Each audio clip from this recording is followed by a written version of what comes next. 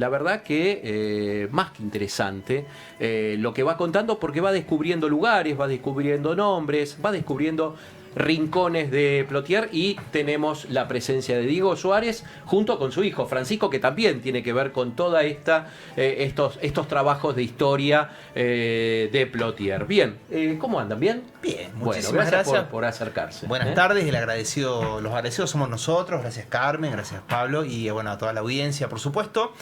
Y sí, efectivamente comencé a estudiar la historia de Plotier con mucho apasionamiento, podríamos decirlo así, desde hace 2 años a esta parte, tal vez un poquito más, pero hace 1 año y medio ya me puse casi sistemáticamente porque, bueno, se dieron las oportunidades, ¿no? Una jubilación de la docencia, entonces más tiempo libre, mucha vocación por la investigación, mucho material para trabajar. Y entonces empezamos a investigar. Una historia que está muy fragmentada. La historia de Plotier es una historia que existe, está escrita, pero está muy fragmentada. Hay mucha información que no se conoce. Y mi tarea fue de alguna manera contactarme con las abuelas del Banco de Memoria Viviente, encontrar esa información, tratar de unificarla o juntar esas piezas dispersas. Ponerme en contacto con las maestras de las escuelas, que ellas trabajan historia de Plotier en 3er grado y no hay material escrito para los estudiantes. Entonces, bueno, nace de alguna manera este primer libro de este año. Este año, por suerte, va a haber 3 libros porque son todos de la historia de Plotier, pero de diferentes cosas. Ahora, si quieren, les cuento un poco. Sí. Y este libro en particular, lo que tiene es estar pensado para infancias de 8 o 9 años más o menos, para un público en general también, pero bueno, también tiene propuestas didácticas para trabajar con la historia de Plotier, abrir interrogantes, invitar a continuar la investigación, visitar lugares, etcétera, etcétera. En ese contexto, y ahí le voy a dar paso al cineasta, digamos, una estrategia fue subir, empezar a tener presencia en las redes, sí. Cosa que a ciertas digamos, quienes tenemos cierta edad, nuestra generación. Yo nací en mayo de 68, imagínate esa fecha, estamos hablando del siglo pasado y salen los dinosaurios por todos lados. Hay que tener presencia en las redes. Entonces ahí dije, bueno, Fran, ahí me tenés que dar una mano. Y el tipo dijo, vamos a hacer historias de Plotier. Y por cada reel se arma un cortometraje, que es una locura. Sí, la verdad que Francisco, el trabajo es bárbaro, ¿no? Porque bueno, está toda la investigación, pero después hay que mostrarlo eso, y hay que mostrarlo para acercarlo al usuario, ¿no? Al que bueno, utiliza las redes sociales. ¿Cómo fue ese trabajo? Totalmente, no, eso fue por ahí lo más complicado de hacer porque, como dice Diego, las historias estaban ahí, el material estaba ahí, pero bueno, transportarlo a un medio audiovisual que entretenga, que eso era como algo muy algo muy puntual que queríamos hacer, que sea entretenido, que sea fácil de ver. Llevarlo a la pantalla, a las redes sociales, fue todo un desafío que se pudo hacer, bueno, trabajando mucho, visitando los lugares, pensando todo en base a una estructura de guión cortita, porque tampoco nos queríamos extender demasiado. Y bueno, y haciéndolo algo también muy casero, muy asequible. En un momento como que pensábamos en decir, che, hacemos unos cortos más pensados, con actores y demás, pero bueno, se nos iba, el presupuesto. Demasiado, claro. sí, se nos iba mucho el presupuesto. Es el principal problema de todos los cineastas. Totalmente. Ahora, vos venías trabajando con las historias, pero ¿qué había que mostrar de Plotier? Porque bueno, vos estás diciendo, está también dirigido a las infancias, ¿no? A quienes viven en Plotier y a quienes... Hay mucha gente que ha llegado de otras provincias, de otros lugares del país, y también tiene que conocer, ¿no? Los lugares donde claro, está residiendo. ¿cuál es el ¿no? primer paso que dan con estas historias? ¿La llegada de los hermanos Plotier, por ejemplo? Bueno, claro, en realidad, Carmen, la historia tradicionalmente de Plotier se cuenta a partir de la ellos. llegada del doctor Alberto Plotier, el hermano, el trágico crimen con la fuga de los presos de los 9, Zainuco. No, hay como lugares muy comunes que están bien, se saben, se conocen, pero pareciera que durante mucho tiempo la historia de Plotier No existió. se redujo solamente a eso, ¿no? Se redujo solamente a la llegada de esta familia uruguaya, que por supuesto uno no desconoce el valor, obviamente, ¿no? De su llegada, pero también, por ejemplo, en una propuesta como este libro, que es A la orilla del viento, que tiene 80 páginas, recién en la página 30 aparece Alberto Plotier, ¿no? Porque entonces nos preguntamos, ¿quiénes vivían en Plotier antes de no que era llegue? tierra de nadie. Exactamente, O era tierra de nadie. Exactamente. ¿Y este lugar cómo era antes de que existan los canales de riego, las estaciones de bombeo, ¿no? Estos proyectos también nacionales en algún punto de hacer productivo el valle, para un diseño de país, una Argentina agroexportadora que ya venía transformando todo el espacio? Bueno, ¿cómo era este monte árido patagónico? ¿Quiénes vivían acá antes que llegue el ejército argentino con Roca? Bueno, entonces damos cuenta de todo esto y tenemos pruebas de quiénes vivían en Plotier, incluso después de la llegada de Roca, ¿no? Y el avance de lo que fue el genocidio en sí y la expulsión de los pueblos originarios. ¿Quiénes vivieron antes de llegar a...? Porque ahí estamos hablando de 20 años prácticamente. Y ahí nosotros hicimos ese reel que todavía no sale, que es sobre el propietario de esas tierras, que era un tal Duclot, y ya esas tierras se arrendaban y vivía gente. Entonces, damos cuenta de todo esto también, como para desmitificar que el origen de todo, el punto cero, es la llegada de Plotier. Claro. Incluso nos atrevemos a avanzar más todavía y a contar cosas que mucha gente no sabe, ¿no? Las estaciones de bombeo, la famosa estación Bombas Chacras Neuquén, que está, sus restos están donde hoy está la estación de piscicultura, ¿no? Y que en realidad la construye el Estado Nacional para regar todas las tierras del Triángulo de Plotier, pero también todas las de Colonia Valentina. Mucha gente no sabe de la existencia de esa construcción maravillosa que en ruinas sigue existiendo como un castillo abandonado junto a piscicultura. Las propias estaciones de bombeo de los hermanos Plotier en la calle Mosconi al fondo se confunden. Entonces, se confunden, digo, porque son como estaciones de bombeo, pero no hay un conocimiento articulado para comprender por qué esas estaciones de bombeo, cuál es todo el trabajo de emparejamiento de las tierras, cuál es el momento de colonización donde Plotier pone en venta esas tierras y se la compran los inmigrantes que llegan entre la década del 20 y el 30. Entonces, me parecía siempre a mí que hacía falta darle un orden a esa historia local y que todo el mundo pone en valor, ¿no? Y justamente esto de saltar después a Instagram es contar estas historias puntualmente. Nosotros salimos con un video hablando sobre el primer establecimiento policial, va a haber otro sobre el tren, va a haber otro sobre la casa de Plotier, ¿no? Pero después tenemos otros, que vos, Pablo, estás al tanto de esto, que tiene que ver con aquellos expedientes de la justicia del territorio, que nosotros accedimos allá por el 2001, 2002, 2003, 2004, con el grupo de estudios de historia social del Comahue, que hicimos una historia del delito del territorio de Neuquén. Yo, a partir de la jubilación en el año 24, de junio del 24 a diciembre del 24, estuve yendo a la Universidad Nacional del Comahue a buscar expedientes de Plotier, ¿no? Entonces, ese pasado que aparentemente romántico, donde estaba todo bárbaro, todos eran buenos y nadie se peleaba, vamos a... Encontraste expedientes. Encontré 450 expedientes. Entonces, eso sí habla de un mundo conflictivo. También es importante en los reels que hacemos con Fran demostrar que lo del incidente policial es lo de menos. Puede ser un choque, que es el que hicimos el otro día, ¿no? Entonces, yo se lo cuento a Fran arma el guión, él después me dirige, me dice, no, otra vez, papá, acá tenés que poner más pasión, menos pasión, más fuerza, Ese reel que dura 1 minuto y moneditas, 1 minuto y 20, que es un choque, en la esquina de la comisaría de Batilana que viene y un tal Jiménez que va hacia Plaza Winkle, pero que revela un montón de cosas, un croquis revelador. Ese reel, yo que siempre he subido cositas que la han visto como mucho 10.000 personas, y digo, 10.000 vistas, digo, es un montón. Este tiene ahora 52.000. Y estamos hablando de un choque. Un choque. O sea, ¿En dónde está? ¿En YouTube? En Instagram. En Instagram, En en el Instagram, perfil claro. Diego Suárez, historiador. sí, exactamente. ¿Cómo es el Instagram? Perdón. Diego Suárez, Diego historiador. F. Suárez, .historiador. Exactamente. Sí, sí. Bien, bien. bien. Ayer subimos uno sobre un asesinato de una familia de húngaros que había en Plotier en la Chacra 40.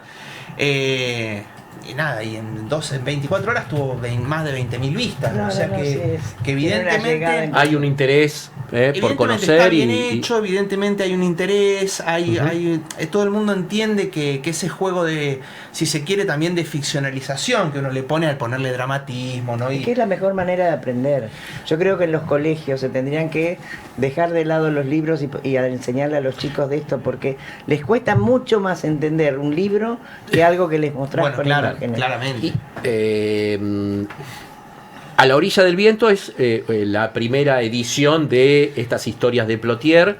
Que tienen, estaba revisando esto, tiene mucho, bueno, el trabajo que pueden realizar los chicos o los lectores del libro, ¿no? Me parece interesante esto de acceder con este libro a las escuelas para poder que los chicos empiecen a escuchar, a leer estas historias, a conocerlas y a participar de alguna manera, ¿no? Yo creo que es importante que todos los próceres, como le llamo yo, de la provincia, tengan un lugar en el currículum de las escuelas. Por supuesto, Claro. sí, sí. ¿No? Por ejemplo, lo tuyo desde Plotier, nosotros, que yo, Gregorio Álvarez, Exacto. don Marcelo Verbel. Bueno, Carmen, es que justamente nuestra historia local es una historia prácticamente desconocida a partir de que institucionalmente, no digo desde nuestros lugares, no específicamente, porque nosotros estamos haciendo lo que estamos haciendo ahora, pero es una historia que no se conoce, ¿no? Es una historia que se difunde poco, que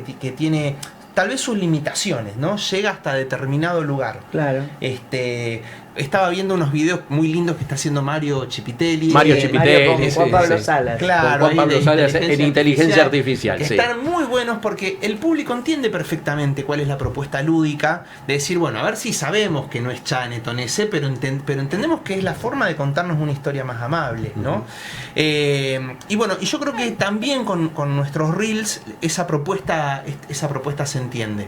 En el crimen que se ve ayer, bueno, yo no te pregunté, Fran, pero esas imágenes que vos pusiste cinematográficas, que a mí al principio como que me causaron medio impacto porque, viste, era como que no eran como yo me los imaginaba, pero dije, bueno, está bien, ¿por qué no? ¿No? Claro. ¿Dónde sacaste esas imágenes? Sí, de bancos de imágenes gratuitos, por así decirlo, para representar como mejor todo lo que está pasando, porque si bien es cierto que hay un montón de lugares que están en Plotier, de la historia de Plotier, como pasó esto en la esquina del Choque, Claro. la casa del Dr. Plotier, la casa en Piscicultura, un montón de lugares que los grabamos y que están ahí, hay un montón de otras cosas que no están. Entonces Hay buscamos que la reconstruirlas. vuelta también para Bueno, el reconstruirlas. vagón de tren, por ejemplo. Y para que transmitan lo que queremos transmitir también. Ujú. Entonces a veces las cosas están ahí para buscarlas, como el vagón de trenes que no estaba en el crimen de Schaff que nosotros queríamos, Que lo esté- tuvimos que ¿Cómo es buscar. lo del vagón de tren? Perdón. Bueno, contale. No, Contá. en realidad el crimen sucede, una parte del crimen sucede en un vagón abandonado del tren, que era donde se había refugiado Sobel, el padrastro de Schaff, y ese vagón no está en el lugar. Entonces como Estamos que hicimos hablando, perdón, de la todo un sacra de los rastreo. García, ya en la salida de Plotier. Donde tienen el frutillar. donde- Exactamente. Exactamente. Ahí el vagón de tren. No tenemos más vagones de madera ahí. Entonces hubo que salir a buscarlos. Y entonces sí, hicimos toda una gestión ahí de contactos para conseguir a alguien que tenga un vagón de tren y nos fuimos hasta Centenario a grabar lo que aparece en el reel. Que para mí era muy importante que esté, Claro. porque es como el núcleo del problema. Y, Claro, Claro. claro. O sea, y Yo era dije, muy ¿te importante. parece, Francisco? Nos tenemos que ir a Centenario. Bueno, vamos. Está Qué bien. bueno Qué- que tener Sí, ese sí. vínculo, ¿no? Y esa pasión por lo mismo. Qué bueno, qué bueno. Sí, es importante para nosotros todo lo que se pueda mostrar y que está, lo mostramos. Lo que no mostramos en los videos es porque lamentablemente no se encuentra, perdido, no lo tenemos, no, se ha perdido. lamentablemente. Y eso creo que también ayuda un montón a que los videos le vayan tan bien, porque la gente comenta un montón de, no, esto es en esta esquina donde yo voy a tomar, participan, donde ¿no? camino Se todos hacen los activos, días. eso es lo Entonces, importante. la casa o sea, y hay lugares como la casa del Dr. Plotier que por ahí están normalizados, investigando, esa casa se construyó, y cuando se construyó era como la casa del territorio, o sea, era una casa enorme, gigante, muy poco habitual en el lugar. Y son cosas que por ahí uno pasa por alto porque como las normaliza, las ve todos los días, Claro, pero claro. cuando uno se pone a investigar un poco más y se, wow. Es que eso es lo interesante, ¿no? Bueno, un poco mencionabas a Mario Cipitelli, ¿no? Uno pasa por ahí un montón de veces por esos lugares y no conoce. Claro, está tan habituado. Está tan habituado, ¿no? Que Entonces, no los mira de otra manera. Claro, la lupa, ¿no? Del historiador, del realizador de redes y cinematográfico, entonces le da es otro marco. Y bien, así que, ¿y cuál es la historia que más que por ahí desconocías y te impactó? ¿Que desconocía en esta publicación en general? O... De lo que venís haciendo. Mira, yo me voy a apartar un poquito de este libro ahora, Sí. porque una de las cosas que más me impactó fue ponerme a investigar un poco sobre una familia que llega hace 100 años a Plotier, que es la familia de los de Zabaleta y Arando, ¿no? Que es donde hoy es el límite de Neuquén con Plotier, ese famoso triángulo, sí, ¿no? Donde ahora hay un proyecto inmobiliario. Bueno, esa casa que está ahí es la Casa Vasca de Nicolás Mariano de Zabaleta.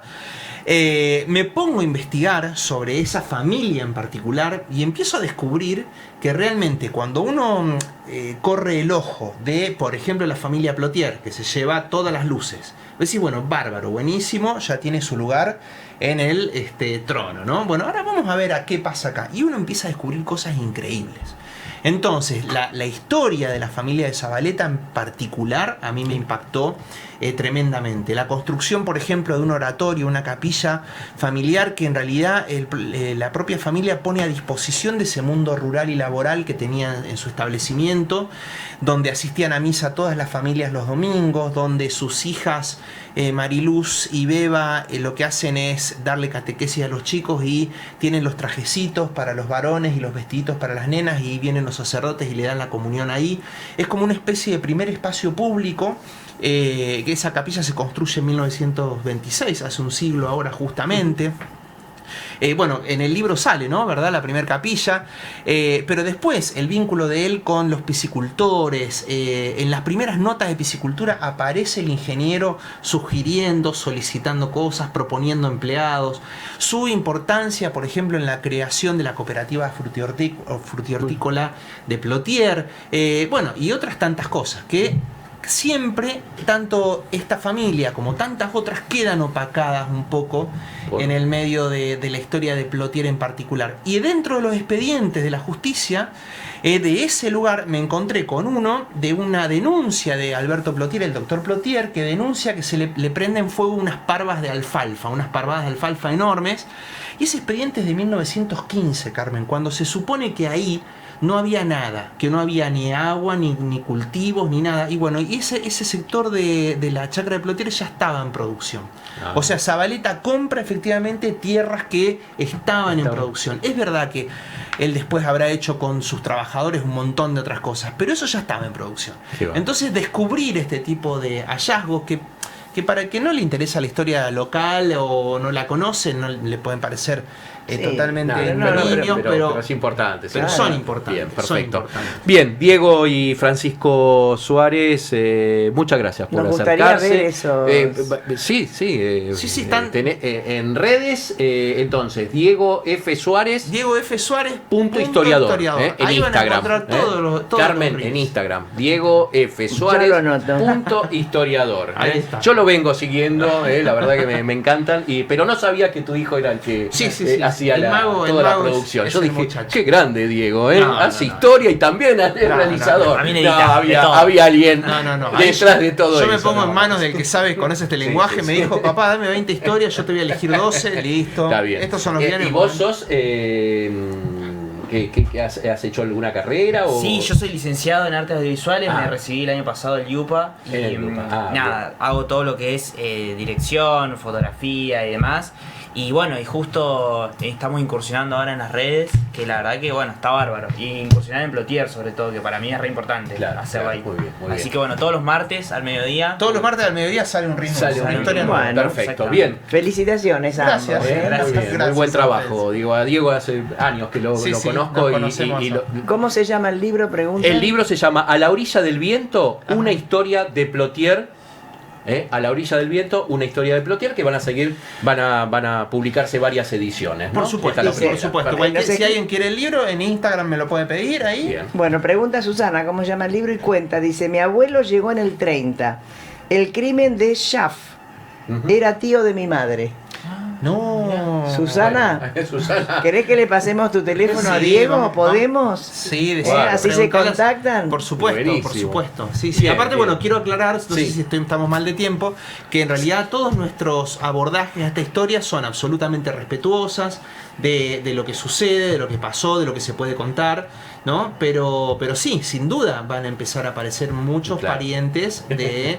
Porque igual estamos hablando de un crimen del año 40, ¿no? Claro, Estamos claro. mucho Bien. tiempo.